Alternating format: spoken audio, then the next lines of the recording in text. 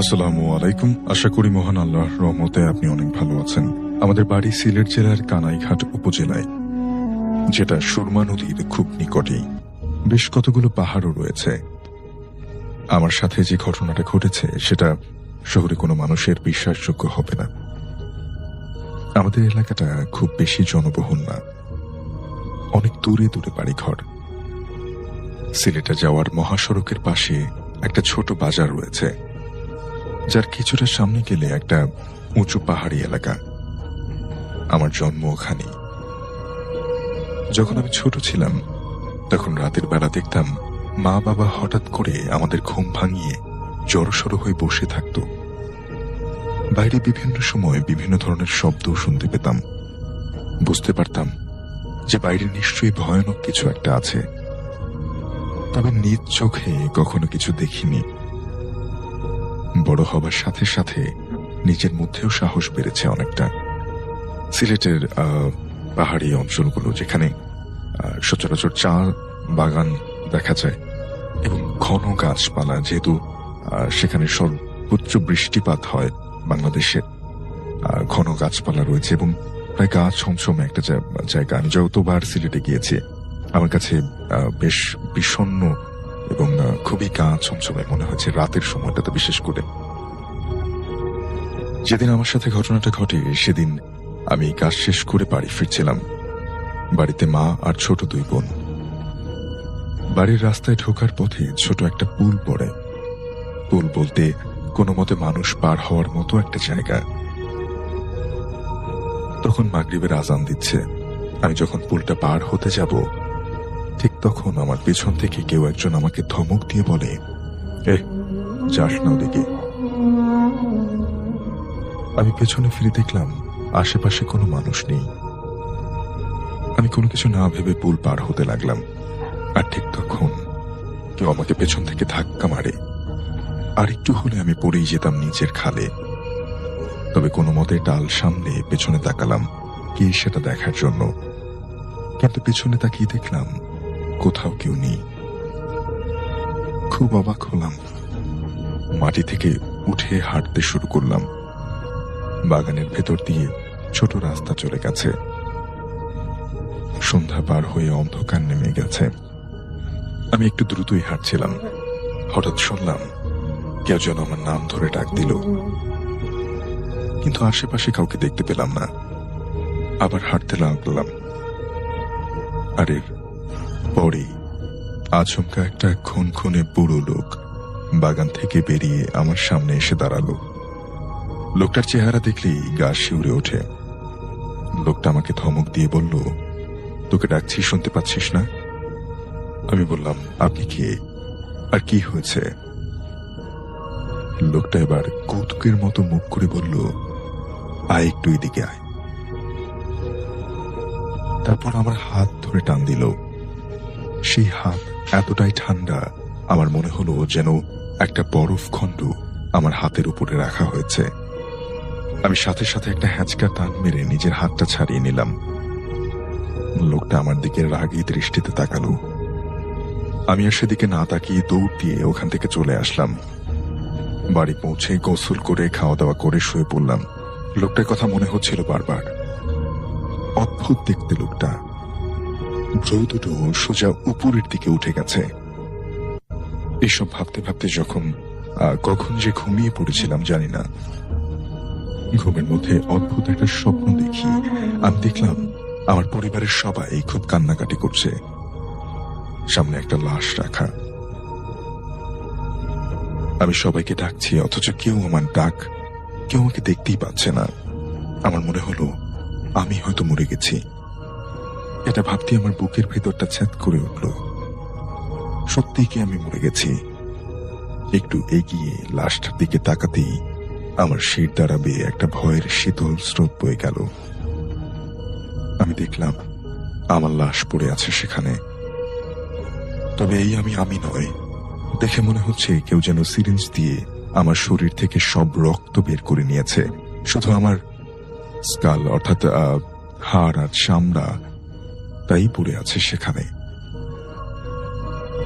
ঠিক তখন হঠাৎ করে সবাই যেন কোথায় হারিয়ে গেল। আমি কাউকে দেখতে পাচ্ছিলাম না।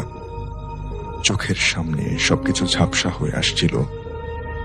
তখন শুনলাম কেউ যেন আমার কানের কাছে জোরে জোরে বলছে, উঠে পড়, উঠে পড়।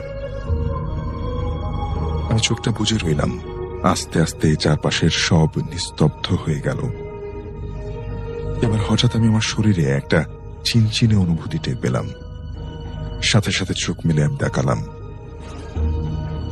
আর আধো অন্ধকারে দেখলাম সন্ধ্যার সময় বাগানের মধ্যে দেখা সেই বৃদ্ধ লোকটা আমার একটা হাত ধরে খাটের পাশে দাঁড়িয়ে আছে। তার মুখটা উপরের দিকে, কি কি যেন বলছিল, আমি কিছুই বুঝতে পারিনি। আমি সাথে সাথে একটা চিৎকার করে হাতটা ছাড়িয়ে নিই আর খাট থেকে নেমে আসি। আমার চিৎকারে আমার মা উঠে দৌড়ে আসে। তখনকার সময় আমাদের বাড়িতে বিদ্যুৎ ছিল না। মা হারিকেন চালানোর আগেই আমি দেখলাম লোকটা অন্ধকারের মধ্যে কোথাও যেন হারিয়ে গেল। আলো জ্বালানোর পর পুরো ঘর ফাঁকা দেখতে পাচ্ছিলাম আমরা। এরপর আমি অনেক অসুস্থ হয়ে পড়ি, শরীর ভেঙে পড়ে। মা অনেক চিন্তায় পড়ে যান।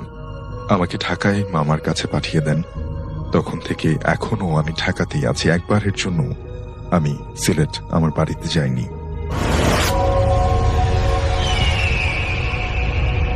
এখন যে ঘটনাটা শেয়ার করব সেই ঘটনাটা আপনাদেরকে আমি তার নাম প্রকাশ করছি না। তো তার বাসা হচ্ছে যশোর জেলার চৌগাছা থানার কোন একটা গ্রামে। তো ঘটনার শুরু সেই ছোট থেকেই তারা ছিল দুই ভাই এবং তার বাবা মা, এবং তাদের ঘর ছিল একটা, এবং তাদের সাথে সাথে একটা বারান্দা ছিল। তো বারান্দাতে তার বাবা মা এবং তিনি ঘুমাতেন এবং তার বড় ভাই ঘুমাতো ঘরে। তো প্রতি রাতে তিনি ঘুমাতে পারতেন না, সবসময় একটা কালো ছায়া দেখতেন। ছায়াটা দেখতে ছিল ঠিক ক্রিকেট বলের মতো, দুটি বড় বড় চোখ, দাঁতগুলো ছিল প্রায় 4-5 ইঞ্চি বড় বড়, এবং পুরো শরীর কুচকুচে কালো আর 7 ফুটের মতো লম্বা। রাতে ঘুমাতে যাবার সবসময় ঘুমাতে যাবার পর যতই রাত গভীর হতো ততই এটা বেশি তাকে দেখা দিত। তো এইভাবে প্রায় প্রতিদিনই তিনি দেখতো এবং ভয় পেত, এবং দেখার পর তার মাকে সাথে সাথে ডাক দিয়ে বলতো, মা ওটা কি, আমার দিকে তাকিয়ে আছে এবং হাসছে। তখন তার মা তাকিয়ে দেখতো, তখন কিছুই দেখতে পেত না, কিন্তু সেটা দাঁড়িয়ে থাকতো ঠিকই তার পায়ের কাছে, খাটের একদম কর্নারে। তিনি জড়সড় হয়ে তার মাকে জাপটে ধরে চোখ বন্ধ করে ফেলতো। এইভাবেই কাটতে থাকে প্রায় প্রতিটা দিন, প্রতিটা রাত। আর দিনের বেলা অন্য ঘটনা ঘটতো, যেমন তিনি একদিন বাথরুমে গেল, বাথরুমে বের হওয়ার সময় দেখতে পায় একটা বড় অদ্ভুত রঙের সাপ, আয়তনে 4 থেকে 5 ফুট লম্বা, অনেক মোটা, একদম দরজার মুখে হা করে শুয়ে আছে। সেটা দেখে তিনি জোরে চিৎকার দেয়, কিন্তু অবাক করা বিষয় হলো সেটা তখনই চোখের পলকে হাওয়ায় মিলিয়ে যায়। তার মা এসে তাকে দেখে তিনি কাঁদছে, কিন্তু তার কথা কেউই বিশ্বাস করছে না। তার কিছুদিন পর তিনি আবারও যখন বাথরুমে গেল এবং ভেতরে থাকা অবস্থায় তিনি দেখতে পায় সবুজ রঙের প্রচন্ড দুর্গন্ধযুক্ত কিছু একটা তার ঘাড়ে পিঠেকে যেন ছুঁড়ে মেরেছে। তখন বেরিয়ে এসে তিনি তার মাকে এটা দেখায়, সেটা তার বড় ভাইও দেখে। তারপর বাথরুমের পেছনে গিয়ে দেখতে চাইলো কেউ দুষ্টুমি করে কিনা এরকম কিছু একটা, কিন্তু কাউকে পাওয়া গেল না সেখানে। এবং সেখানে জায়গাটা ছিল আয়তনে বেশ বড়। এরকম কাজ করে এত সহজেই সেখান থেকে কেউ চলে যেতে পারবে না, কিন্তু পরে এটা সবাই চিন্তায় পড়ে যায়। এবং যেটা তার গায়ে এসে পড়লো সেটা এরকম সবুজ কেন, আশেপাশে কেউ না থাকলে কিভাবে সম্ভব গায়ে ছড়ে মারা। এভাবে আর মেনে নেওয়া সম্ভব হচ্ছিল না তাদের কারোর পক্ষে। তাই একটা ভালো কবিরাজ দেখানোর সিদ্ধান্ত তার বাবা মা নেয়, এবং তাদের গ্রামের একটা ভালো কবিরাজি, ওই গ্রামেরই কবিরাজ, যিনি রোগীকে দেখেই সব বলে দিতে পারত। তো সম্পর্কে তিনি তার দাদা হতেন। তারপর তার কাছে তাকে নিয়ে যাওয়া হয় এবং তিনি সোজা বলে দেন তাকে দেখিয়ে কোনো লাভ নেই, তাকে বাড়ি চলে যেতে বলে। অনেক রিকোয়েস্ট করেও কোনো কাজ হয় না, তো তারা পরে বাড়ি চলে আসে। তারপর কিছুটা দূরে একটা মাদ্রাসার হুজুরের সন্ধান পায়, কারণ সৌভাগ্যক্রমে তাদের গ্রামের মসজিদের জুম্মার নামাজ ইমামের চাকরিতে তিনি নিযুক্ত হন। একদিন তার কাছে এই ভাইকে নিয়ে যাওয়া হয়, তার মা তাকে নিয়ে যায়। তিনি রোগী দেখতেন একজন তুলারাশি লোক দ্বারা। ওই ব্যক্তি আয়নাতে রোগীর সামনে সমস্যা দেখার বলার পরপরই হুজুর চিকিৎসা দিতেন। তো তার নাম এবং তার বাবার নাম এবং তার গ্রামের নাম জেনে তার আয়নাতে তিনি দেখা শুরু করলেন। হঠাৎ করে তিনি ভ্রু কুচকে বললেন তার জন্মের ঠিক 6 দিনের দিন রাত থেকে মোট 18টা জিন এবং পরীর আসর আছে তার উপর। তাকে নাকি অনেক পছন্দ করে এবং সেই শিশুকাল থেকেই তার সাথে থাকে। শুধু তাই নয়, তাকে একা রেখে তার মা যখন কোথাও কাজ করতে যেত অস্বাভাবিকভাবেই তিনি কাঁদতো না এবং ক্ষুধাও লাগতো না। তখন তার মা বলল, হ্যাঁ এটা সত্য, সে ছোটবেলায় অন্য সব শিশুর চেয়ে ব্যতিক্রম ছিল। এটা দেখে তার মা বাবা ভাবতো হয়তো তিনি বোবা পাগল হবেন। তারপর আরো একটা রহস্য বের হয়ে আসে, যেটা তিনি যখন যেদিন তিনি জন্ম নেবেন সেদিন রোববার, অমাবস্যার রাত। রোববার রাত 11:30টার দিকে তার মায়ের প্রসব বেদনা শুরু হয় এবং রাত 2টা নাগাদ সোমবার দিন পড়ে যায় তার জন্মের তারিখ। তুলা রাশির লোকজন বলে হয়তো এই কারণে তার উপরে এই আসরটা বেশি, কিন্তু তারা নাকি তাকে নিয়ে যেতে চায়। তার মা এসব বলে, এগুলি কি বলছেন আপনি, এর থেকে মুক্তি পাওয়ার উপায় বলেন, এই নিয়ে যাওয়া টিয়ে যাওয়া এগুলি কোনো কিছু আমরা মেনে নিতে পারবো না। তখন ওই লোকটা বলে তারা কিছুতেই মানবে না, তাকে নিয়ে যাবেই। তখন ওখানে উপস্থিত সবাই অবাক হয়ে যায়, বলে যে কোনো না কোনো উপায় থাকার কথা, চেষ্টা করে দেখেন না। তখন তুলারাশির লোকটা জিনদেরকে বলেন, তোমরা ছেলেটাকে ছেড়ে দিয়ে তার বদলে অন্য কিছু চাইলে নিতে পারো, সেটা তোমাদের দেওয়া হবে। তারা তখন 2টা জোড়া খাসি চায় এবং তার কথা শুনে মা বলে, আমাদের তো এত সামর্থ্য নাই, 2টা খাসি দিব কিভাবে। এভাবে লাস্ট পর্যন্ত তাদের পরে 2টা মোরগ নিতে রাজি হয়। কিন্তু এর আগেও তারা বলেছে যে তারা ওকে ছেড়ে দিলেও একবারে ছেড়ে যাবে না, তার থেকে অনেক দূরে থেকে অনেক ক্ষতি করার চেষ্টা করবে এবং বিভিন্নভাবে রোগাক্রান্ত করার চেষ্টা করবে। তো সেখানে আর কিছু বলার থাকে না, কারণ এবার আর কিছু বললে তারা বড় ধরনের ক্ষতি করতে পারত। এই জন্য ওই শর্তে তারা ফিরে আসে। আসার আগে হুজুর একটা তাবিজ দিয়ে বলেন, আজ সারা রাত আলো জ্বালিয়ে রাখবে খাটের নিচে এবং খেয়াল রাখবে আলোটা যেন নিভে না যায়। তারপর শনিবার দিন ওই তাবিজটা আমার হাতে বাঁধতে দিবে। তো শনিবার দিন রাতে সেই হারিকেন তার হাতে বাজে দিতে হবে এবং শনিবার দিন রাতের বেলা হারিকেন জ্বালিয়ে রাখা হয়। তো তাদের এলাকায় বিদ্যুৎ ছিল না, তো আলো জ্বালিয়ে রাখার পর এশার নামাজ পরপরই দেখে যে খাটের নিচে 1 টাকার কয়েন, মানে 1 টাকার কয়েন তো হাতের মুঠোতে নিয়ে এক পাশ থেকে অন্য পাশ গড়িয়ে দিলে যেমন আওয়াজ হয় ঠিক তেমন ভাবে আওয়াজ আসতে শুরু করে। এটা দেখে অনেক ভয় পেয়ে যায় তারা সবাই এবং চুপ করে খাটের উপর বসে রইল সারা রাত। কিন্তু রাত 2টা থেকে 2:30 বাজে ঠিক এমন সময় হারিকেনের তেল ফুরিয়ে যাওয়ার কারণে হারিকেনটা নিভে যায় আর সেই আওয়াজ ওই একইভাবে আসতে থাকে এবং ফজরের সময় বন্ধ হয়ে যায়। বিষয়টা একটু গড়বড় হওয়ার কারণে তারা আবারও হুজুরের কাছে যায়। তিনি তুলার সেই লোকটি দ্বারা জানালেন, ভয় নেই, যেটা দরকার ছিল সেটা হয়ে গেছে, কিন্তু হারিকেনটা যদি ফজরের আজান পর্যন্ত জ্বলতো তবে ওরা একেবারেই কোনো ক্ষতি করতে পারতো না। তো যতই দূর থেকে ক্ষতি করার চেষ্টা করুক না কেন, এখন থেকে একটু সাবধানে থাকতে হবে। তারপর থেকে আজ অবধি তার মাইগ্রেনের রোগী তিনি হয়ে গেছেন এবং বিভিন্ন ধরনের শারীরিক ও মানসিক সমস্যায় তিনি ভুগছেন।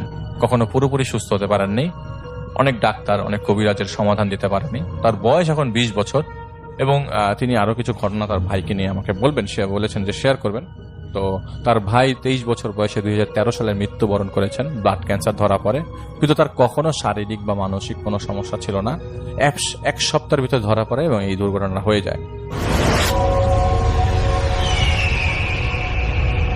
আসসালামু আলাইকুম প্রিয় লিসেনার্স, আপনাদের জন্য আবারও নিয়ে আসলাম আমাদের আজকের এপিসোড। এই এপিসোডটির মাধ্যমে আপনারা শুনতে পারবেন সবথেকে ভয়ানক কিছু ঘটনা, যেই ঘটনাগুলো আপনাদের অনেক বেশি ভয় যোগাতে সাহায্য করবে। যারা এইরকম ভয়ানক ঘটনাগুলো শুনতে চান তাদের জন্য কিন্তু আজকের এপিসোডটা অনেক বেশি স্পেশাল হতে যাচ্ছে, কারণ আজকের এপিসোডের প্রত্যেকটা ঘটনা অনেক বেশি স্পেশাল, ভয়ানক, বাছাই করা সেরা ঘটনাগুলোর মধ্যে অন্যতম কিছু ঘটনা থাকছে আজকে।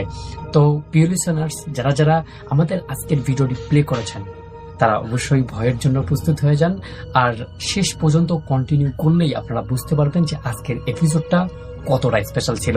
তো আর কথা না বাড়িয়ে চলেন আপনারা এবং আমি সহ শুনে আসি আজকের সকল ভয়ানক ঘটনাগুলো। ঘটনাটি নতুন পেলেও ঘটনাটি ঘটেছে কিন্তু অনেক আগে। সম্ভাব্য সময় 1968 কি 69 সাল, এমন একটি সময়। যার সঙ্গে ঘটেছিল তিনি পেশায় একজন হোমিওপ্যাথি ডাক্তার। আজকে যেখানে রাজবাড়ী জেলার মাছ বাজার রয়েছে, এই মাছ বাজারের কাছেই তার একটি ছোট্ট টিনের হোমিওপ্যাথি ডিসপেন্সারি ছিল। তার নাম ছিল সনাতন। সবাই তাকে সনাতন ডাক্তার নামেই চিনত। ডাক্তার হিসাবে তার তেমন কোনো খ্যাতি ছিল না, কিন্তু মানুষ হিসাবে তিনি বিনয়ী, সদালাপী এবং পরোপকারী ছিলেন। এই বিষয়ে ওনার যথেষ্ট সুনাম ছিল। হোমিওপ্যাথি ডাক্তার হিসাবে তিনি টুকটাক চিকিৎসা করতেন। কখনো কখনো কোনো বাড়িতে যদি কোনো অসুস্থ রোগী থাকতো, ডাক পড়লে তিনি সেখানে সেই রোগীকেও দেখতে যেতেন। ওনার দোকানে একজন কম্পাউন্ডার ছিল, তার নাম ছিল আব্দুর রহিম।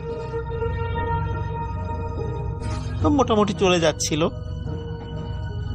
সনাতন ডাক্তারের বাড়ি ছিল রাজবাড়ী জেলার কুঠি পাচুরিয়া নামক একটি গ্রামে, যেটা রাজবাড়ী থেকে মোটামুটি যদি আমরা চিন্তা করি যে সাইকেল চালিয়ে যেতে হবে, তাহলে মোটামুটি প্রায় 10-12 কিলোমিটার। তো ওনার একটা বাইসাইকেল ছিল, উনি সাইকেল নিয়েই আসা যাওয়া করতেন সবসময়। ঘটনাটি যখন ঘটে তখন ছিল শীতকাল। শীতকালে স্বাভাবিকভাবেই মানে তাড়াতাড়ি সন্ধ্যা লেগে যায়, আর ওই সময়ে সন্ধ্যার পরপরই অধিকাংশ দোকানপাটগুলো বন্ধ হয়ে যেত, মানুষজন কেউ চলাফেরা করতো না। শীতকালে এমনিতেও মানে রাস্তায় মানুষ কম চলাফেরা করে সন্ধ্যার পরে। আর যেহেতু ওই সময় আজকের মতো তো এরকম জাঁকজমক ছিল না, যার কারণে সন্ধ্যা নামলেই সবকিছু বন্ধ হয়ে যেত। উনি বিকালের দিকে হঠাৎ খবর মানে পান, একজন লোক আসে যে তার বাড়িতে অসুস্থ একজন লোক আছে। তো উনি চিন্তা করলেন যে বাড়ি তো কাছেই। আসলে উনি চিন্তা করেছেন না, যিনি এসেছেন তিনি বলেছেন যে আমার বাসা এইখানেই কাছেই। তো উনি চিন্তা করলেন কাছেই যেহেতু, তাহলে আর বাইসাইকেলটা আর নিব না, হেঁটেই যাই, একটু ব্যায়ামও হবে, আর আবার রুগী দেখে ফিরে আসব, তখন বাইসাইকেল নিয়ে বাসায় চলে যাব। আব্দুর রহিম কম্পাউন্ডার সে তো যেহেতু দোকানেই ছিল, তাকে বললেন যে তিনি কাছেই যাচ্ছেন, তো তাড়াতাড়ি ফিরে আসবেন। যদিও লোকটি বলেছিল যে তার বাড়ি একদম কাছেই, কিন্তু তার বাড়ি আসলে অতটা কাছে ছিল না। তো আজকে যেটা সোনাকান্দন নামক যে গ্রামটি আছে, তার বাসাটা ছিল এই দিকে। তো সোনাকান্দর গ্রামে কিন্তু মানে হেঁটে যেতে বেশ সময় লাগে। তো ডাক্তার সাহেব বলেছে তোমার বাড়ি এতটা দূরে, আমাকে আগে থেকে বলো নাই কেন, তাহলে সাইকেলটা নিয়ে আসতাম। তখন ওই লোকটি বলেন যে যদি বলি যে একটু দূরে, তাহলে তো আপনি আবার যদি আসতে না চান, এই জন্য বলি না।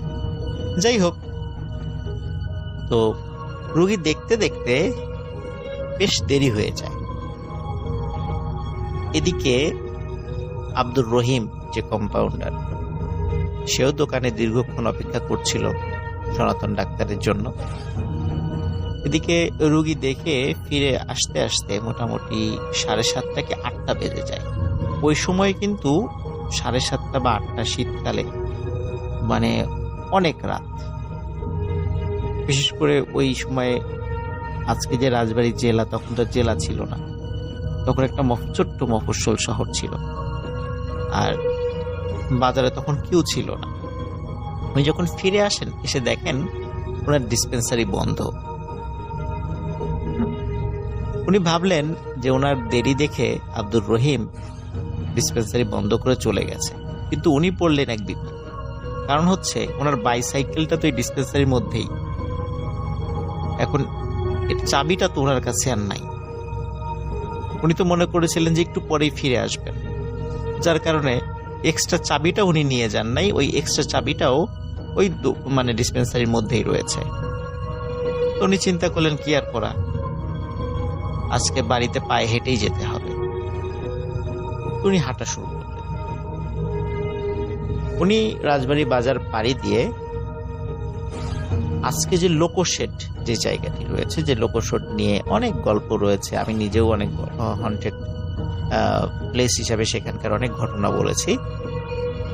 তো সেই লোকোশেড দিয়ে সোজা উনি হাঁটা শুরু করলেন পাচুরিয়ার দিকে।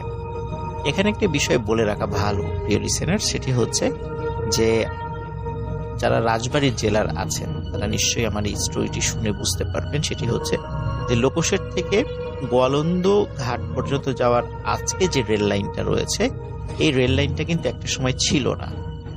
1871 সালের দিকে এই রেল লাইনটা গোয়ালন্দ ঘাট পর্যন্ত কিন্তু অন্য দিক দিয়ে ছিল।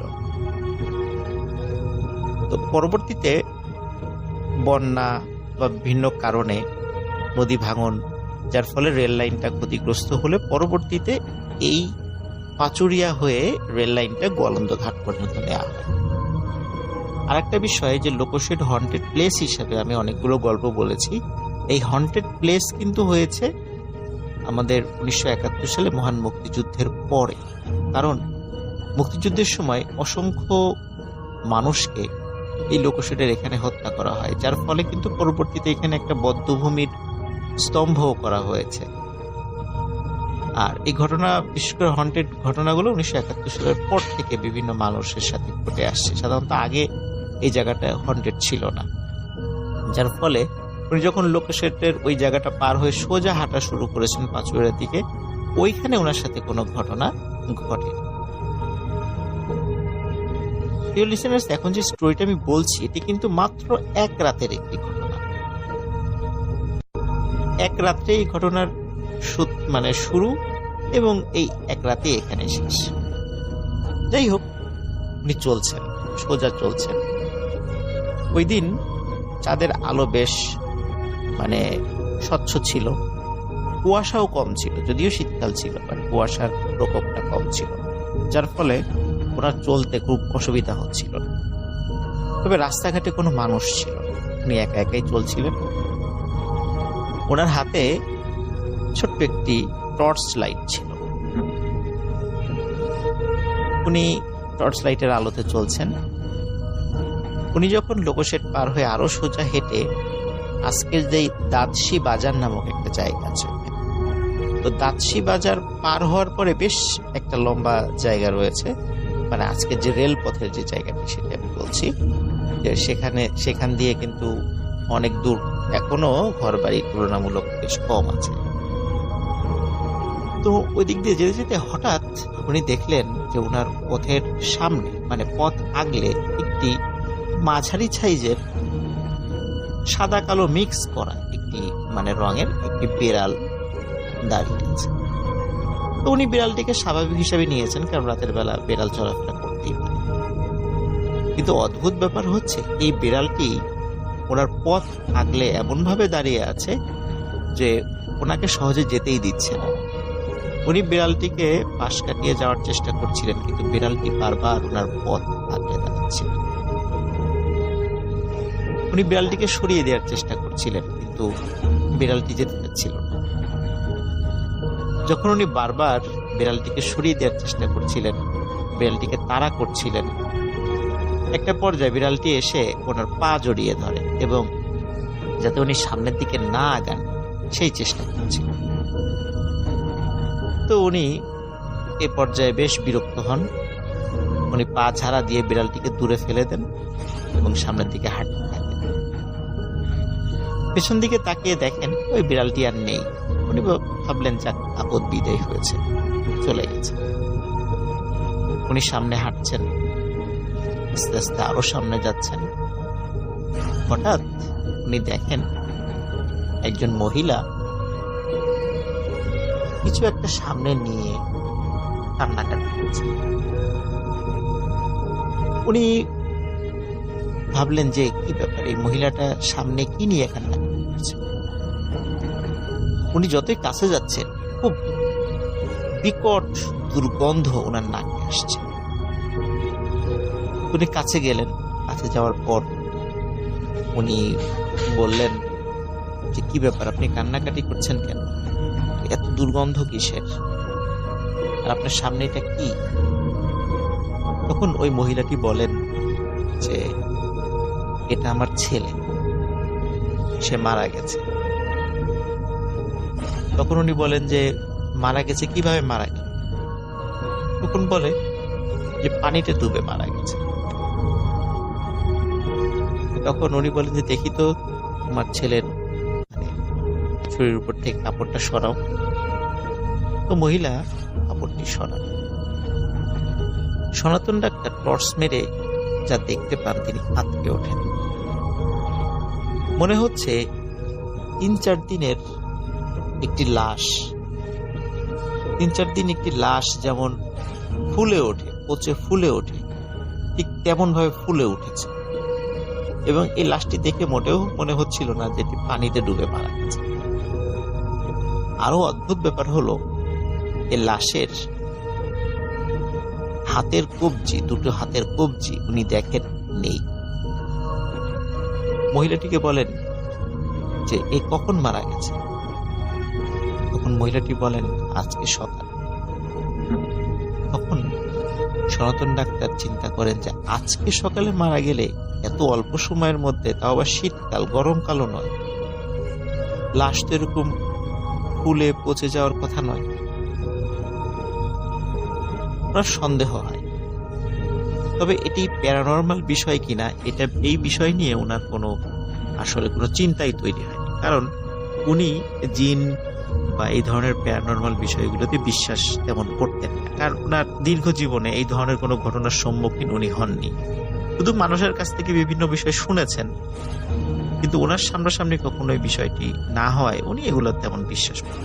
আর এই কারণে মহিলাটির কথা উনি মিথ্যা চিন্তা করেন, যে মহিলাটি মিথ্যা বলছেন, কিন্তু এটা কি প্যারানর্মাল বিষয় কিনা এই বিষয়ে ওনার মনে বিন্দুমাত্র কোনো সন্দেহের উদ্রেক নেই। আর ওই যে বিড়ালটি সামনে উনি দেখেছিলেন, এই বিড়ালটি নিয়েও ওনার মনে কোনো সন্দেহ হয়নি, উনি এই বিষয়টাকে স্বাভাবিকভাবেই নিয়েছেন। সনাতন ডাক্তার যখন দেখলেন ওনার ওই মহিলাটির ছেলে বলছেন যাকে, যেটা 4 দিনের মনে হচ্ছে যে পচে ফুলে উঠেছে, তার দুটো হাত নেই, তখন উনি মনে করেন মহিলাটি মিথ্যা বলছে, এইখানে দাঁড়িয়ে থাকা উচিত হবে না, আমি দ্রুত চলে যাই। ওই মহিলাটি বলেন যে আমার ছেলেটিকে আমার বাড়িতে নিয়ে যাওয়ার জন্য সাহায্য করুন। কিন্তু সনাতন ডাক্তার ভাবেন যে মহিলাটি যেহেতু মিথ্যা বলছে, একে সাহায্য করতে গেলে একটা বিপদে পড়ে যেতে পারে, যার কারণে উনি আর কোনো সহযোগিতা না করে সোজা হাঁটা শুরু করেন ওনার বাড়িতে।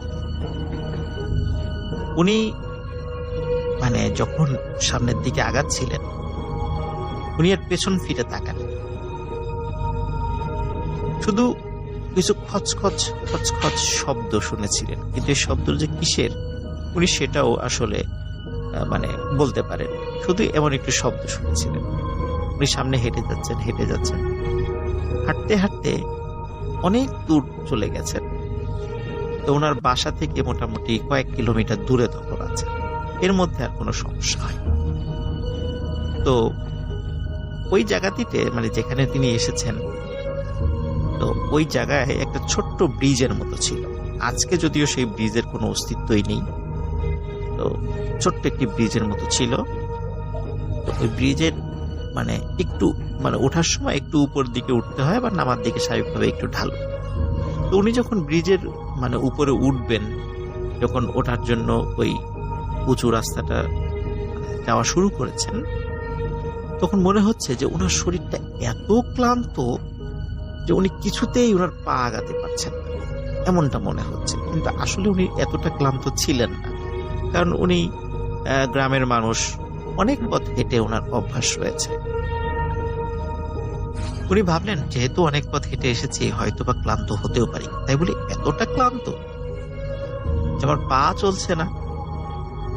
তারপরে উনি কষ্ট করে ব্রিজের উপর উঠে পড়েন হাঁটতে হাঁটতে, এবং ঢালু বেয়ে যখন নামা শুরু করেছেন, তখন উনি হুমড়ি খেয়ে পড়ে যান। হুমড়ি খেয়ে যখন পড়ে যান, তখন উনি ফিল করেন ওনার সামনে থেকে কিছু একটা জিনিস এগিয়ে আসছে। ওনার হাতে টর্চ লাইটটা কিন্তু ফেলে দেননি, কারণ হুমড়ি খেয়ে পড়ে গেল, হাত থেকে যেটা ছুটে যায়। টর্চ লাইটটা জ্বালান, তিনি দেখেন দুটো কাঁকড়ার মতো কোনো একটা জিনিস আস্তে আস্তে আস্তে আস্তে ওনার দিকে এগিয়ে আসছে। উনি ভাবেন যে রাস্তার উপর হয়তো বা কোনো কাঁকড়া, বড় সাইজের কোনো কাঁকড়া, কিন্তু যত কাছে আসছে উনি টর্চ লাইটটা দিয়ে ভালো করে দেখেন আসলে এ দুটি কোনো কাঁকড়া, এ দুটি মানুষের দুটি হাত, এবং হাত দুটি স্বাভাবিক মনে হচ্ছে কোনো পচে ফুলে যাওয়া হাতের যে কবজি, কবজি থেকে নিচের অংশ 5 আঙ্গুল বিশিষ্ট দুটো এরকম কবজি, 5 আঙ্গুল বিশিষ্ট হাত, আঙ্গুলের উপর ভর করে হেঁটে হেঁটে সামনে আসছে। তখন উনি ভাবেন কিছু সময় আগে যে মহিলার ছেলের কথা বলছিল, ঠিক ওই ছেলেটির লাশ যেমন পচে ফুলে উঠেছিল, আর ওই ছেলেটিরও হাত ছিল না দুটো। মনে হচ্ছে এই হাত দুটি ওই ছেলেরই। এখন তিনি চিন্তা করেন যে সত্যি ওনার সাথে প্যারানরমাল কোনো ঘটনা ঘটছে। উনি উঠে দাঁড়ান, উঠে দাঁড়িয়ে দৌড়ানোর চেষ্টা করেন, কিন্তু ওনার মনে হচ্ছিল ওনার পায়ে জোর নেই, পা অবশ হয়ে গেছে, ওনার পায়ে জোর পাচ্ছিলেন না। হাঁটার সময় আর একটা ভয়ঙ্কর ঘটনা যেটি ঘটে সেটি হচ্ছে ওই কাটা হাত দুটি ওনার দুই পা আঁকড়ে ধরে, যার ফলে ওনার হাঁটার গতি আরো কমে আসে। তখন উনি ওনার ধর্মের যে শ্লোক আছে, মন্ত্র আছে, সেগুলো পাঠ করতে থাকেন এবং সৃষ্টিকর্তাকে ডাকতে থাকেন। উনি প্রচন্ড শক্তি দিয়ে পা থেকে পাটাকে আশ্রয় এটাকে বলে যে ঝাড়ি দিয়ে ওই কাটা হাতকে দূরে ফেলে দেন। এরকম করে দুই পা থেকেই ওই দুটা হাতকে উনি দূরে ফেলে দিয়ে এইবার ওনার গায়ে মনে হচ্ছে শক্তি চলে এসেছে। উনি দৌড়াতে থাকেন, দৌড়াতে দৌড়াতে সামনে গিয়ে একটা লোকের সাথে তিনি ধাক্কা খান তিনি। তখন লোকটি বলে ওঠে, এই কে কে? তখন সনাতন ডাক্তার বলে, এই তুই রহিম না? বলে, হ্যাঁ কাকা, আপনার দেরি দেখে তো আমি দোকান বন্ধ করে চলে যাচ্ছি। আমি তো আবার সাইকেল চালাইতে পারি না। এখন আগামীকালকে আমি দোকানে আসবো না, আমার বাড়িতে একটা কাজ আছে। এই জন্য চিন্তা করলাম যে দোকানের চাবিটা আপনার বাড়িতে দিয়ে আসি। এই জন্য আমি হেঁটে হেঁটে এই পথ দিয়ে রওনা দিয়ে যাচ্ছি। তা আপনাকে এমন দেখাচ্ছে কেন? তখন সনাতন ডাক্তার সব ঘটনা খুলে বলে। তখন আব্দুর রহিম বলে যে, কাকা আপনি চিন্তা করবেন না, আপনি ভালো মানুষ, আপনি মানুষের উপকার করেন, আপনার কোনো ক্ষতি আল্লাহ করবেন না। চলেন এবারে একসাথে যাই, কোনো ভয় নেই। এরপর দুইজন গল্প করতে করতে সনাতন ডাক্তারের বাড়ির কাছে চলে আসে। বাড়ির কাছে এসে আব্দুর রহিম বলে যে, কাকা এই নেন আপনার দোকানের চাবি, আমি আর ভিতরে ঢুকবো না। তখন সনাতন ডাক্তার বলেন, বলিস কি রে, এতটা পথ হেঁটে এলি, বাড়িতে চল, কিছু খাওয়া দাওয়া করে যা। তখন আব্দুর রহিম বলে, না কাকা, এমনিতেই অনেক দেরি হয়ে গেছে, আমাকে তাড়াতাড়ি যেতে হবে। অন্য আরেকদিন এসে কাকির হাতের রান্না খেয়ে যাব, কাকিকে আমার নমস্কার জানাবেন, আজকে আমি চলে যাই। যেহেতু সনাতন ডাক্তার দেখলেন যে আব্দুর রহিম যেতেই চাচ্ছে না, তো উনিও খুব বেশি জোর করলেন না, যেহেতু রাত হয়ে যাচ্ছিল, তাকেও ফিরতে হবে। তো যদিও সনাতন ডাক্তার বলেছেন যে রাতটা তার বাড়িতে থেকে যেতে, কিন্তু আব্দুর রহিম বলেছিল যে পরের দিন তার জরুরি কাজ আছে, দোকানে আসবে না। এই জন্য উনিও আসলে তাকে আর আটকাননি। উনি বাড়িতে চলে আসেন। ওনার বাড়িতে এসে এই ঘটনা খুলে বলেন সবাইকে। তো যাই হোক, ঘটনাটির একদম সমাপ্তির দিকে চলে এসেছে, কিন্তু আরো একটি বিষয় বাকি রয়েছে প্রিয় লিসেনার্স। সেটি হচ্ছে, পরের দিন উনি দোকানে গিয়ে অবাক হয়ে যান। দেখেন যে আব্দুর রহিম দোকান খুলে বসে আছে, কারণ দোকানের চাবি দুটো, একটা হচ্ছে সনাতন ডাক্তারের কাছেও থাকে, আর একটা চাবি আব্দুর রহিমের কাছেও থাকে। দেখেন আব্দুর রহিম দোকান খুলে বসে আছে সকালবেলা। বলবেন, কি রে আব্দুর রহিম, তুই যাস নাই? তোর না আজকে কাজ আছে? আব্দুর রহিম তো বলে, কই আমার কাজ আছে, আমি কখন বললাম? বলে, কেন, তুই না কালকে রাত্রে আমাকে এগিয়ে দিলি বাসা পর্যন্ত, তারপর আমার কাছে চাবি দিলি, বললি যে তুই আজকে দোকানে আসতে পারবি না। বলে, কই কাকা, না তো, আমি তো আপনার দেরি দেখে দোকান বন্ধ করে চলে গেছি, আর দোকানের ডুপ্লিকেট চাবি তো দোকানের মধ্যেই ছিল। পরে আমি এসে দেখি যে দোকানের চাবি দোকানের মধ্যে নেই।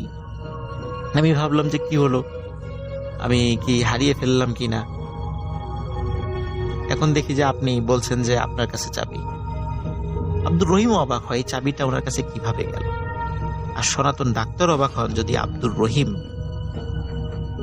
কালকে দোকান বন্ধ করে সে বাড়িতেই চলে গিয়ে থাকে, তাহলে রাতের বেলা কে আমাকে এগিয়ে দিল, কে আমাকে সঙ্গ দিয়ে বাড়ি পর্যন্ত পৌঁছে দিল, আমার সাথে যে ভয়ঙ্কর ঘটনাগুলো ঘটছিল তার উপস্থিতিতে আমি প্রাণের রক্ষা পেলাম। আসসালামু আলাইকুম রাসেল ভাই, আশা করছি আপনি ভালো আছেন। রাসেল ভাই, আজকে আমি যে ঘটনাটি আপনার সঙ্গে শেয়ার করছি, এই ঘটনাটা একটা সিলেটের চা বাগানের ঘটনা। তো ঘটনাটা আমি সরাসরি শুরু করছি। সিলেটের আপনারা সকলেই জানেন যে অধিকাংশ জায়গায় কিন্তু চা বাগান। আর আজকের যে ঘটনাটা আমি বলছি, এই ঘটনাটা চা বাগানকে নিয়েই। আর চা বাগানের মধ্যে দুই ধরনের শ্রমিক থাকে। এক ধরনের শ্রমিক হচ্ছে সকালবেলা কাজ করে তারা বাড়ি ফিরে যায়, আরেক ধরনের শ্রমিক আছে তারা বিকাল পর্যন্ত কাজ করে।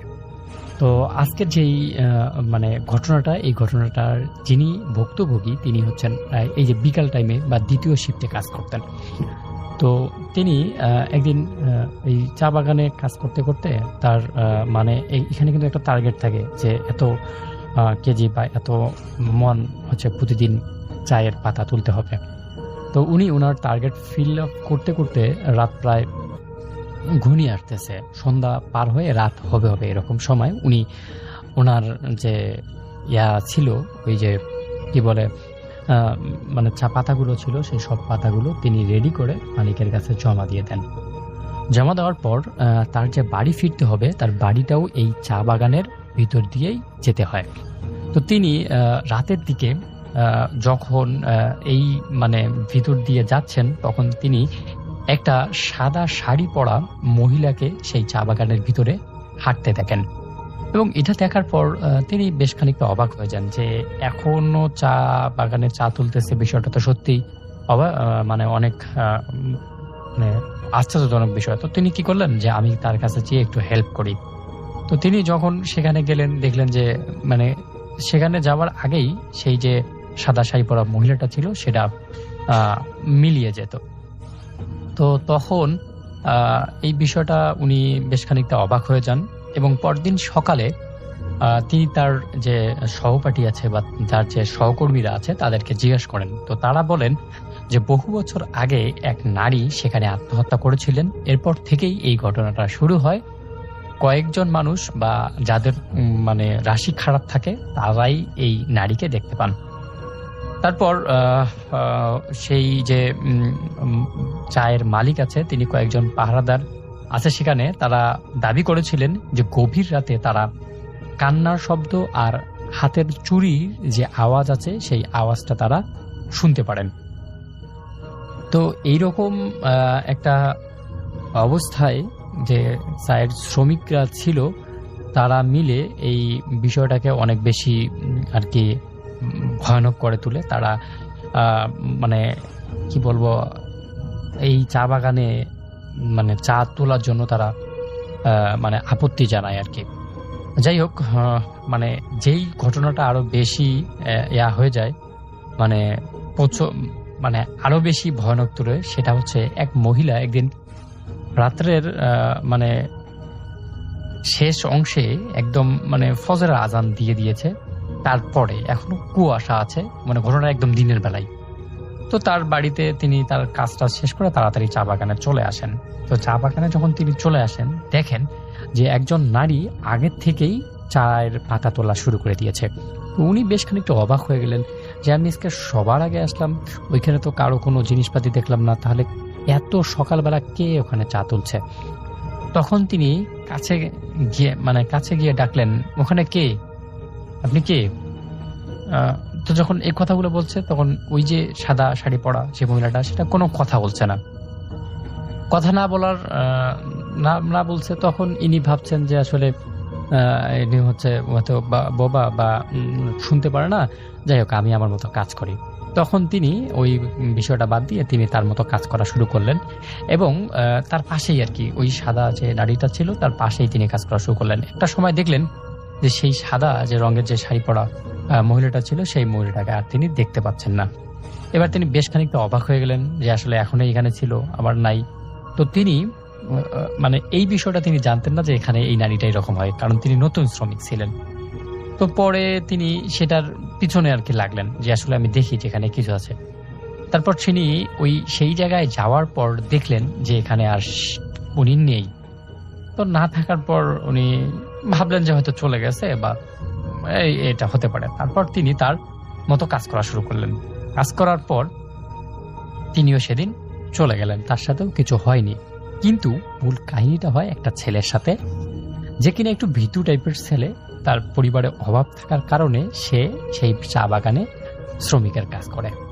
তো সে যেহেতু ছেলে মানুষ, তো মালিক তাকে বলে যে সে দ্বিতীয় শিফটে কাজ করত। মালিক তাকে বলে যে তোমারটা একটু পরে নেই, মহিলা মানুষরা আছে তার আগে যাক।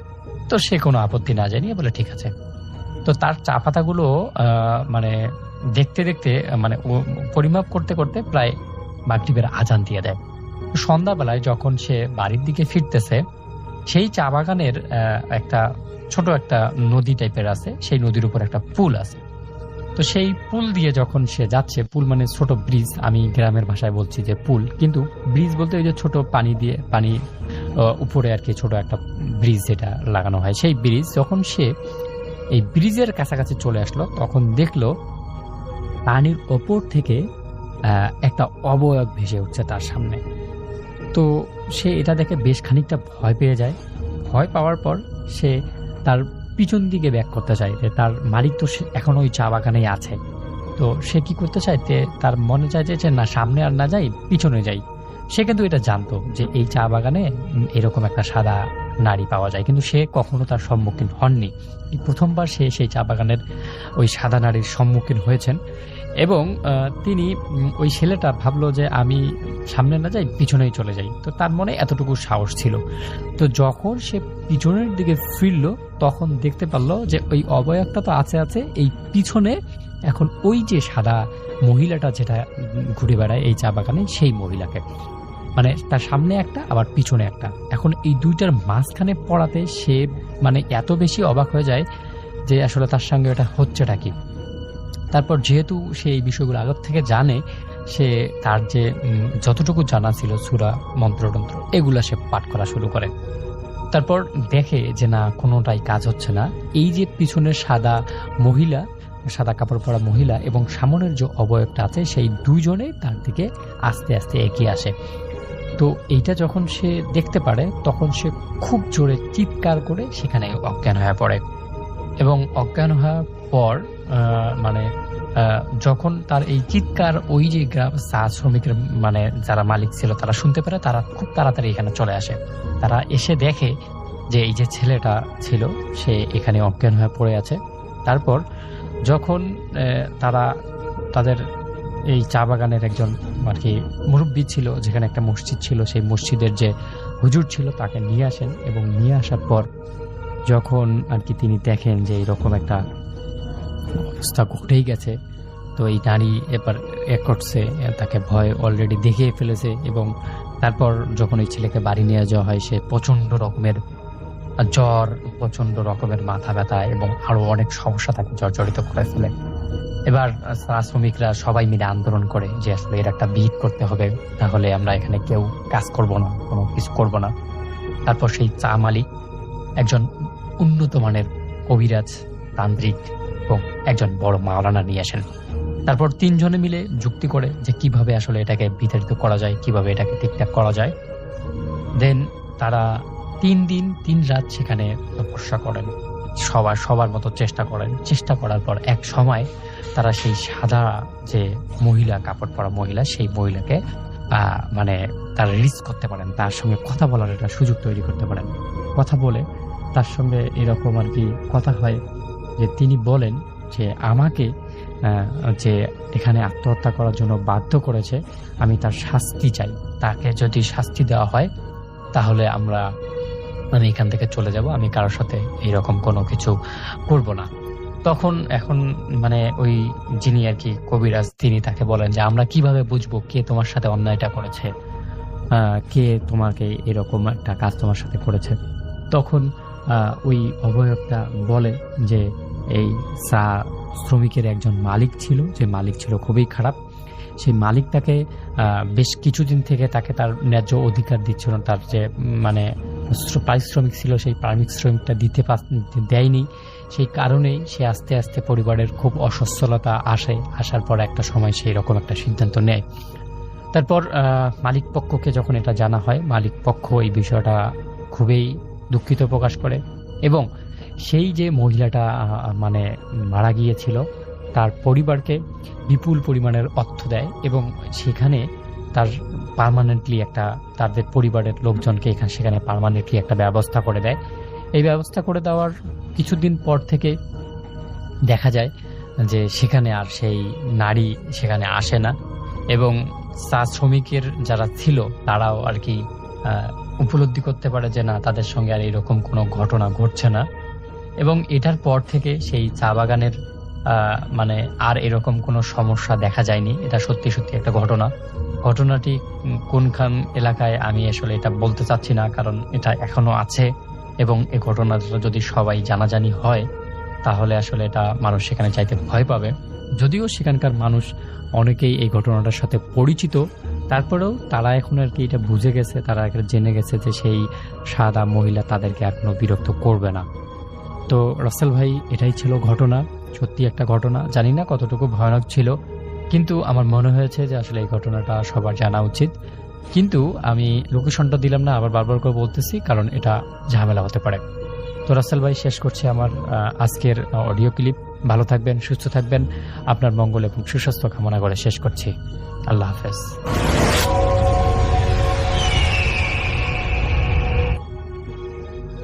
আমার নাম মহসিনা ফেরদৌসী মাইন, লিখছি গাজীপুরের মাওনা থেকে।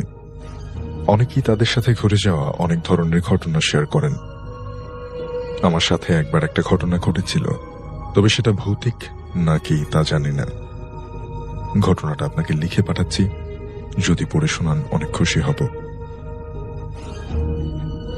ঘটনাটা যখন ঘটে তখন আমি ক্লাস 8-এ পড়ি। বাড়ি থেকে স্কুল খুব কাছেই, 3-4 মিনিট হাঁটা রাস্তা। আমাদের স্কুল টাইম ছিল 10টা থেকে বিকেল 4টা, সকাল 10টা থেকে বিকেল 4টা। তারপর 6টা পর্যন্ত প্রাইভেট পড়ে বাড়ি ফিরতাম। আমাদের বাড়ি থেকে বেরিয়ে পাকা রাস্তা ধরে হাঁটলে প্রথমে বাম পাশে মসজিদ পড়ে, তারপরে ঈদগাহ মাঠ আর বিল, ডান পাশে শিরীষ গাছের বড় বাগান, তারপরে এই রাস্তার সাথে 3তলা সরকারি হাসপাতাল। বেশিরভাগ সময়ই ফাঁকা থাকে যদিও। তারপর কিছুটা ফাঁকা জায়গা, তারপরে বাজার আর স্কুল। সেদিন প্রাইভেট পড়ে বাড়ি ফিরতে ফিরতে 6:30 বেজে যায়। আমাদের এদিকে আমার কোনো ক্লাসমেট না থাকার জন্য আমি একাই ফিরি সবসময়। শীতের সময় সন্ধ্যাবেলাতেই অনেক কুয়াশা। বাজার পেরিয়ে ফাঁকা জায়গাতে যখন চলে এসেছে তখন হঠাৎ মনে হলো কেউ যেন আমার পেছনে পেছনে আসছে। পেছনে ফিরে তাকালাম, কিন্তু অন্ধকার আর কুয়াশার জন্য আমি কাউকে দেখতে পেলাম না, কিছুই দেখতে পেলাম না। হাঁটতে হাঁটতে হাসপাতালের ওখানে আসতেই হঠাৎ কেউ একজন আমার কাঁধে হাত রাখল। আমি চমকে গিয়ে পেছনে ফিরে তাকালাম, কিন্তু সেখানে কাউকে দেখতে পেলাম না। তবে একটা মিষ্টি ঘ্রাণ চারপাশে মো মো করতে লাগলো। তখন আমি অনেক ভয় পেয়ে যাই, কেননা আমি স্পষ্টভাবে আমার কাঁধে একটা হাতের স্পর্শ পেয়েছিলাম। দৌড়তে শুরু করি। মসজিদ পর্যন্ত আসার আগেই আমার শরীরটা একেবারে সীসার মতো ভারী হয়ে যায়। আমার কাছে মনে হলো আমি যেন আর এক পাও এগোতে পারবো না। হাত পা ছেড়ে দিয়ে আমি মাটিতে বসে পড়ি। তখন মসজিদের ওখান থেকে একজন লোক দৌড়ে এসে আমাকে ধরে বাড়ি পৌঁছে দেয়। বাড়ি যেতে যেতে আমি জ্ঞান হারাই। আমার যে ঠিক কেমন লাগছিল ওই মোমেন্টটা, তা আমি বলে বোঝাতে পারবো না শাফিন ভাই। মনে হচ্ছিল যেন আমি আকাশ থেকে মাটিতে পড়ে যাচ্ছি, নিজেকে ধরে রাখতে পারছি না। যাই হোক, যখন আমার জ্ঞান ফেরে তখন রাত 2টো বাজে। আম্মু তখনও জেগেছিলেন। আমার গায়ে তখন বেশ জ্বর। আম্মু আমার মাথায় পানি ঢেলে দিলেন তারপরে অল্প করে খাইয়ে দিলেন আর জিজ্ঞেস করলেন আমার কি হয়েছিল। আমি তখন আম্মুকে সবটা বলি। সব শুনে আম্মু বলেন, আমি নিশ্চয়ই অনেক ভয় পেয়েছি, কাল সকালে হুজুরের কাছ থেকে ঝাড়ফুঁক নিয়ে নেবেন। আমিও ভাবলাম হয়তো একটু বেশি ভয় পেয়েছি, এই জন্য অজ্ঞান হয়ে গিয়েছিলাম। ফজরের নামাজের পরে আম্মু আমাকে নিয়ে মসজিদে গেলেন। হুজুরকে বললেন আমি ভয় পেয়েছি। হুজুর দোয়া কালাম পড়ে ফু দিলেন আর পানি এবং তেল পরে দিলেন। আমরাও বাড়ি ফিরে এলাম। এরপর দিনই আমি সুস্থ হয়ে উঠি এবং সেই রাতেই আমি একটা দুঃস্বপ্ন দেখি। আমি দেখি আমাদের বাড়ি থেকে পশ্চিম দিকের খাল পাড়ে আমি দাঁড়িয়ে আছি। খালের ওপারে একজন লোক দাঁড়িয়ে আছে। তার সেই শীতল দৃষ্টির কথা মনে পড়লে আজও আমার শরীরে কাঁটা দিয়ে ওঠে। এক দৃষ্টিতে আমার দিকে তাকিয়ে আছে সে। আমার কেমন জানি ভয় লাগতে থাকে। স্বপ্নের মধ্যেই দোয়া কালাম পড়া শুরু করি। একটু পর কেউ একজন আমার পেছন থেকে ডাক দেয়। আমি পেছনে ফিরে তাকিয়ে দেখি অনেক দূরে আমার আম্মু দাঁড়িয়ে আছে। সেদিক থেকে ফিরে আবার সামনের দিকে তাকাতেই দেখি লোকটা মুচকি মুচকি হাসছে। আমি আম্মুর কাছে যাওয়ার জন্য পেছনের দিকে পা বাড়াতেই শুকনো কণ্ঠে লোকটা বলল, আমি তোমাকে নিতে এসেছি, যাবে না আমার সাথে? এই কথা শুনে আমি খুব ভয় পেয়ে যাই। পেছন থেকে ফাঁকা মাঠে দৌড়তে শুরু করি। একসময় হোঁচট খেয়ে পড়ে যায় আর সাথে সাথে আমার ঘুমটাও ভেঙে যায়। ঘুম ভাঙতেই দেখি প্রচন্ড শীতের মধ্যেও আমি অনেক ঘেমে গেছি। গায়ের উপর থেকে কম্বল সরিয়ে দিলাম। অস্থির লাগছিল, এজন্য বিছানা থেকে উঠে বারান্দায় গেলাম পানি খাবার জন্য। আমাদের উঠোনে একটা বড়ই গাছ আছে। কুয়াশার চাদরে গাছটাও অনেকটা ঢাকা পড়ে গেছে। পানি খাওয়ার পরে আমি কিছুটা শান্ত হই। বারান্দার গ্রিল দিয়ে উঠোনের দিকে তাকিয়ে আছি। এমন সময় হঠাৎ কেউ একজন যেন আমার কানে কানে বলল, যাবে না আমার সাথে? কি বলবো শাফিন ভাই, আমি এতটাই চমকে উঠি যে এক লাফে আমি 2 পা পিছিয়ে আসি। সামনে তাকাতেই দেখি একটু আগে স্বপ্নে দেখা সেই লোকটা আমার থেকে ঠিক 2 হাত সামনে দাঁড়িয়ে আছে। অদ্ভুত তার দৃষ্টি। আমি প্রচন্ড ভয় পাই তখন। আম্মুকে ডাকার অনেক চেষ্টা করি, কিন্তু আমার গলা দিয়ে কোনো শব্দ বের হচ্ছিল না। পুরো শরীরটা পাথরের মতো ভারী হয়ে যায়। ঠিক তখন বাইরে থাকা আমাদের কুকুরটা চিৎকার করে ঘেউ ঘেউ করতে শুরু করে, আর মুহূর্তের মধ্যে সেই জিনিসটা আমার চোখের সামনে অদৃশ্য হয়ে যায়। আমি কিছুতেই নিজের চোখকে বিশ্বাস করতে পারি না। ভয় কাঁপতে কাঁপতে ঘরে এসে শুয়ে পড়ি। সে রাতে আমার আর ঘুম আসেনি। ভোরবেলা আম্মু নামাজ পড়তে উঠে দেখেন আমি জেগে আছি। তিনি জিজ্ঞেস করেন যে কি হয়েছে। আমি আম্মুকে কি বলবো আমি বুঝতে পারছিলাম না, তাই জন্য শুধু বলি যে আমি ভয় পেয়েছি। আম্মু আমাকে সান্ত্বনা দিয়ে বলেন সব ঠিক হয়ে যাবে। এই বলে পরা তেল গায়ে মাখিয়ে দেন আর পানি খাইয়ে দেন। এরপর প্রায় মাস খানেক আর কোনো ঘটনা ঘটেনি বা সেই লোকটাকে আর দেখিনি। আমি ভেবে নিয়েছিলাম যে সবটা হয়তো মনের ভুল ছিল, কিন্তু 1 মাস পর আরেকটা ঘটনা ঘটে। অন্যান্য দিনের মতো সেদিনও একা একা স্কুল থেকে ফিরছিলাম। সন্ধ্যা পার হয়ে গেছিল। সেদিন যে জায়গাটাতে আমি প্রথম ভয় পেয়েছিলাম, সেখানে আসতেই হঠাৎ আমার খুব অস্বস্তি হতে শুরু করে। হঠাৎ মনে হলো কেউ যেন পেছন থেকে আমার ব্যাগ ধরে টানছে, কিন্তু পেছনে ফিরে তাকিয়ে কাউকে দেখতে পাই না। আমি রিস্ক না নিয়ে সোজা বাড়ির দিকে দৌড় দিই। ঈদগাহ মাঠের ওখানে এসে দেখি একজন লোক আমার দিকে হেঁটে আসছে। তখন আমি মনে মনে কিছুটা সাহস পাই, কিন্তু সেই লোকটা কাছাকাছি আসতেই ভয়ে আমার পুরো শরীর জমে যায়।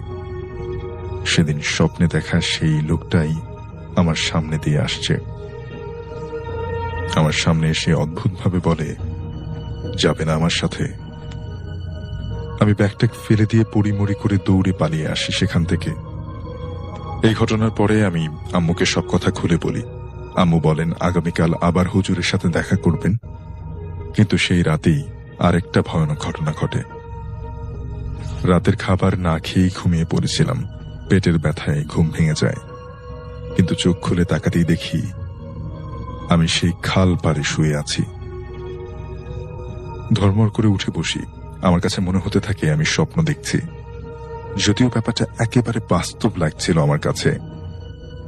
খালের ওপারে তাকিয়ে দেখি গতদিনের মতো আজও সেভাবেই দাঁড়িয়ে আছে লোকটা। এরপর সে আমাকে বলল, চলো আজ তোমাকে নিয়ে যাব। আমি জানি না তখন আমার কি হচ্ছিল বা হয়েছিল। তার কথা শেষ করে সে উল্টো দিকে বিলের দিকে হাঁটা শুরু করলো, আর আমিও রোবটের মতো তার পেছনে পেছনে সাঁকো পেরিয়ে হাঁটতে শুরু করলাম। একটু পর দূর থেকে একটা ডাক ভেসে আসতে থাকে, যেন অনেক দূর থেকে কেউ আমার নাম ধরে ডাকছে। হঠাৎ আমার মাথাটা ঝিমঝিম করতে শুরু করে। আমি চাচ্ছিলাম পেছনের দিকে, যেদিকে থেকে আমাকে ডাকছিল সেদিকে যেতে, কিন্তু আমার শরীরটা যেন আমার কাবুতে নেই। ওদিকে পেছন থেকে সেই ডাকটা ধীরে ধীরে কাছে এগিয়ে আসছে। একটু পর আমি বুঝতে পারি ওটা আমার আম্মুর গলা। এবারে আমার মাথা অনেকটা ব্যথা করতে শুরু করে। আমি নিজেই যেন নিজের সাথে যুদ্ধ করছিলাম। হঠাৎ আল্লাহর অশেষ রহমতে আমার কাছে সবকিছু স্পষ্ট হয়ে যায়। আমি সাথে সাথে দোয়া পড়তে শুরু করি, আর সেই লোকটা আমার দিকে ঘুরে রাগে গজ গজ করতে থাকে। আম্মু ততক্ষণে আমার অনেক কাছে চলে এসেছে। আম্মু কাছাকাছি আসতেই লোকটা হাঁটতে হাঁটতে দূরে চলে যায়। আম্মু এসে আমাকে জড়িয়ে ধরে বাড়ি আনলেন। আসার সময় দূর থেকে সেই লোকটাকে দেখা যাচ্ছিল। আম্মুকে অনেকবার দেখানোর চেষ্টা করি, কিন্তু সে নাকি কিছুই দেখতে পাচ্ছিল না। বাড়ি ফিরে দেখি রাত 3টার বেশি বাজে।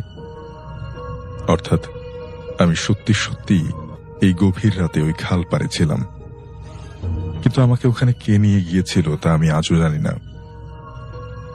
এরপর আমরা একজন বড় হুজুরের সাথে দেখা করি। তিনি শুধু বলেন, এই দুনিয়ায় হাজারো রহস্যের মধ্যে হয়তো কোনো একটা রহস্যময় জিনিস ভর করেছিল আমার উপর। এখন আর ওসব ভাবি না। ওই ঘটনার পর থেকে ভয় অনেকটাই কমে গেছে।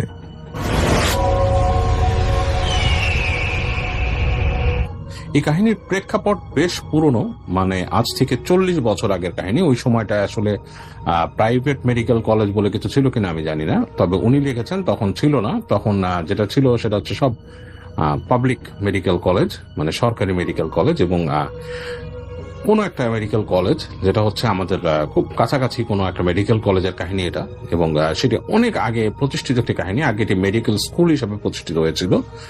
পরবর্তীতে 60-এর দশকে এটিকে মেডিকেল কলেজে উত্তীর্ণ করা হয়, এবং যখন এটি মেডিকেল কলেজ হয় এটা একটা নতুন ক্যাম্পাস হয়। নতুন ক্যাম্পাস হওয়ার ফলে যে পুরনো যে মেডিকেল কলেজ বিল্ডিংটা ছিল মেডিকেল স্কুলের, সেটাকে ছাত্রাবাস বানিয়ে ফেলানো হয়।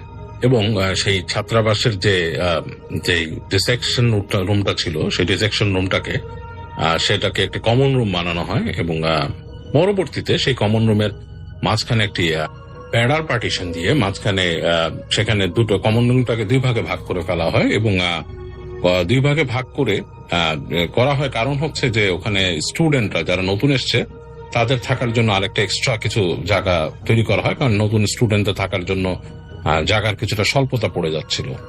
তো যিনি কাহিনীটি শেয়ার করেছেন তাদের যে সিনিয়র ভাই, মানে আর কি আমাদের যে ডাক্তার সাহেব কাহিনীটি শেয়ার করেছেন তার যে সিনিয়র ভাই, তিনি ওই মেডিকেলে ওখানকার স্টুডেন্ট ছিলেন। এবং তিনি যখন ওখানে পড়তে যান তার সাথে তারই একজন ফ্রেন্ড ওই সেম মেডিকেল কলেজে পড়তে যান।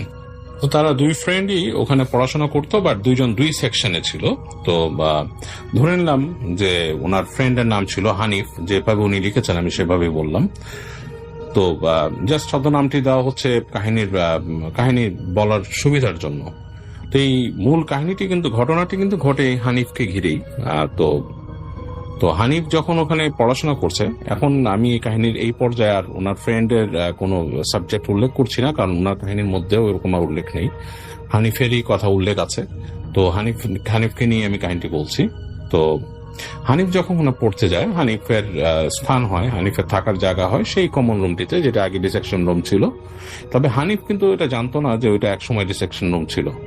তার জানার কথাও না, কারণ সে যখন এসছে তখন অলরেডি নতুন বিল্ডিং চলে গেছে আরেক জায়গায়, এবং এই জায়গাটা জাস্ট ছাত্রাবাসী। তো এই জায়গার সম্বন্ধে খুব বেশি তার জানার কথা না, সে খুব একটা কিউরিয়াসও না ওই ব্যাপারটাতে।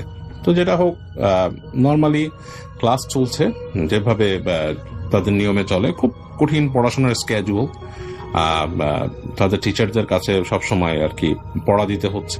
এবং ওই সময়টায় পড়াশোনার যে জিনিসটা তাদের ছিল, যে সময় পড়ার যে মেইন ব্যাপারটা ছিল সেটা হচ্ছে তাদের অ্যানাটমি স্টাডি। এবং অ্যানাটমি স্টাডিতে যেটা হতো যে ডিসেকশন করতে হতো, এবং তাদের যেটা করা হতো যে এক একটা ডেড বডিকে নিয়ে তাদের যে যারা প্রফেসর ছিলেন, টিচার ছিলেন, তারা যেটা করতেন, একটা ডেড বডিকে 5টা অংশ বিভক্ত করতেন কেটে, এবং সেই 5টা অংশ 5টা গ্রুপকে দিয়ে দিতেন স্টাডি করার জন্য, যে অ্যানাটমি স্টাডি করতেন। যেমন যারা লোয়ার লিম্ব পেতেন তারা লোয়ার লিম্বের বিভিন্ন অংশ ডিটেক্ট করতেন যে কোথায় কি আছে, এবং সেটা নিয়ে স্টাডি করতেন এবং নোট ডাউন করতেন এবং পড়তেন।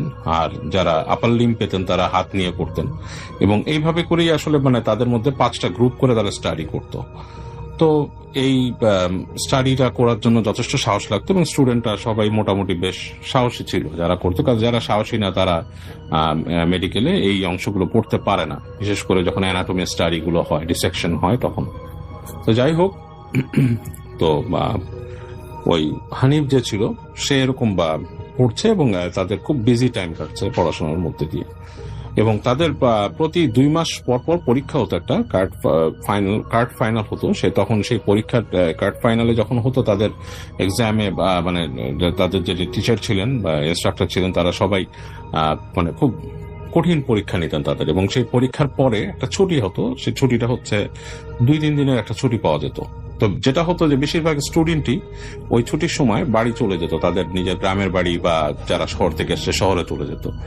তো এরকমই হতো। তো একদিন যেটা হয়, ওই দিন হচ্ছে জুন মাসে প্রচন্ড বৃষ্টি বাদলার সময় দুপুরবেলা হানিফ আসে, তার হলে ফিরে আসে, তার ছাত্রাবাসে হোস্টেলে ফিরে আসে তার পরীক্ষা শেষ করে। এবং সে এসে দেখে যে তার যে রুমমেট ছিল 3 জন, সে 3 জন রুমমেটই ওই দিন চলে গেছে। তারা কার্ড ফাইনাল দিয়ে তারা চলে গেছে, তারা বাসায় নেই, এবং পুরো হোস্টেলটা খালি, তার যে থাকার অংশটা সেটা বেশ খালি। সো সে আর 3 জন থাকতে 3 জনই নেই। তো হানিফের কাছে বেশ অস্বস্তি লাগে যে একা একা থাকতে হবে। যদিও তখন কোনো ভৌতিক ভয় পায় না, বাট তার কাছে অস্বস্তি লাগে, কারণ ওই অংশটা নাকি দিনের বেলাও বেশ অন্ধকার হয়ে থাকতো, মানে খুব একটা ভালো পরিবেশ ছিল না, মানে খুব এনজয়েবল কোনো পরিবেশ ছিল না। তো যেটা ছিল, রুমটার বর্ণনা উনি ভাবে লিখেছেন যে রুমের এক পাশের দেয়ালে একটা জানালা ছিল অনেক উপরে, এবং পুরোনো আমলের জানালা, এবং জানালাটা মানে কাঠের খিড়কি দেওয়া এবং কাঁচ দেওয়া, মানে সারসি দিয়ে আলো আসে বাস উপরের দিকে জানলাটা, আর আরেক দিকে হচ্ছে দেয়াল, আর নিচের দিকে ওই জানালাই আলোর উৎস। এরপরে নিচে আর কিছু নেই, দরজা থেকে যতটুকু আলো ঢোকে, বাকি পুরো অংশটা অন্ধকার হয়ে থাকে। তো হানিফের কাছে খারাপ লাগা স্বাভাবিক। তো সে দুপুরবেলা যায়, খাওয়া দাওয়া করে এসে তার মতো কিছুটা সময় পার করে সে দেখে যে নিজের মতো আর কি টাইম কাটা, কিছুক্ষণ করতে করতে সন্ধ্যা হয়ে যায়। কিন্তু বৃষ্টি কিন্তু এদিকে পড়ছে, প্রচন্ড বৃষ্টিতে চারিপাশ অন্ধকার হয়ে আছে মেঘের কারণে অলরেডি। তো রাত যখন হয়ে গেছে বেশ, এবং তখন ওই অঞ্চলে স্বাভাবিকভাবেই তখন ঢাকার আশেপাশে বা একটু রিমোট অঞ্চলগুলোতে ইলেকট্রিসিটির খুব সমস্যা ছিল, ইলেকট্রিসিটি থাকতো না। তো যেটা হয়, কারেন্ট চলে যায়, অন্ধকার হয়ে যায়। তো হানিফ যেটা করে, মোমবাতির আলোতে অনেকক্ষণ চেষ্টা করে তার মতো বই পড়তে বা কিছু করতে, বা একটা সময় তার কাছে বোরিং লাগে এবং মনে হয় যে আমি ঘুমিয়ে যাই। তো সে চলে যায় খাওয়ার হলে, এবং যে খাওয়া দাওয়া করে ফিরে এসে সে আস্তে করে মোমবাতি জ্বালিয়ে রেখে সে ঘুমানোর চেষ্টা করে। তো শুয়ে পড়েছে, অনেকক্ষণ ঘুম আসছে না, তার ভয় লাগছে। তো ভয় তো সাধারণত লাগার কথা না তার, সে খুব একটা ভয় পায় না, কিন্তু আজকে কেন জানি ভয় লাগছে। সে বারবার তাকিয়ে দেখছে যে পুরো রুমটা অন্ধকার, আলো আধারিতে হালকা মোমের আলোতে দেখা যাচ্ছে দূরে যে অন্যান্য যে বিছানাগুলো আছে তার ফ্রেন্ডরা থাকে সেগুলো খালি, সেটা দেখা যাচ্ছে। এবং সেই বৃষ্টির শব্দ হচ্ছে, সারা ঘরটা অন্ধকার। এবং কেন জানি মনে হচ্ছে যে ওই দরজাটা, তার যে রুমের যে দরজাটা খুলে কেউ ঢুকে যাবে, মানে ঘরের মধ্যে কেউ একজন প্রবেশ করবে, এরকম একটা তার মনে হচ্ছে। এবং সে যখন উপরে খিড়কিটার দিকে তাকাচ্ছে, যে জানালাটা ছিল সেই জানালার দিকে তাকাচ্ছে, জানালাটার দিকে তাকিয়ে সে দেখছে যে বেশ মানে ওখানে আলো আধারি খেলা করছে কাঁচটার ওই পাশে, মানে বোঝা যাচ্ছে আকাশের একটা আলো সেখানে বোঝা যাচ্ছে সারসিটার মধ্যে। তো এটা দেখছে, এবং এর জন্যই তার কেমন একটা ভয় লাগছে, এবং সে এক সময় বেশ তন্দ্রার মধ্যে চলে যায় এবং প্রায় ঘুমিয়ে পড়ে। তো ঘুমিয়ে যখন পড়েছে, হঠাৎ তার কেন জানি ঘুমটা ভেঙে যায়, এবং ঘুমটা যখন ভেঙে যায় সে তখন খেয়াল করতে পারে যে ঘুমের আগে ছিল একরকম পরিবেশ, মানে ঘুমের আগে যে পরিবেশটাতে সে ঘুমিয়ে গিয়েছিল বা তন্দ্রা এসে গিয়েছিল, পরিবেশটা হঠাৎ করে ডিফারেন্ট, মানে কোনো শব্দ নেই, বৃষ্টির শব্দ নেই, নিঃশব্দ একটা রাত।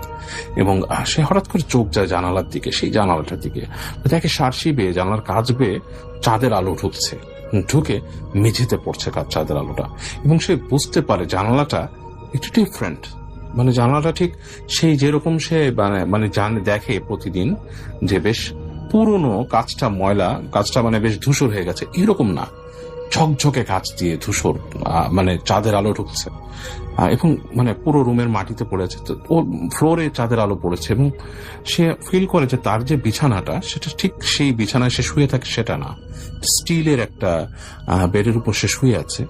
এবং সে ডানে তাকিয়ে দেখে যে আরো কয়েকটা এরকম বিছানা রাখা, এবং সেই বিছানাগুলোর মধ্যে সাদা কাপড় দিয়ে মোড়ানো কিছু জিনিস, যেগুলো দেখে মনে হচ্ছে কোনো মানুষকে যদি চাদর দিয়ে ঢেকে রাখা।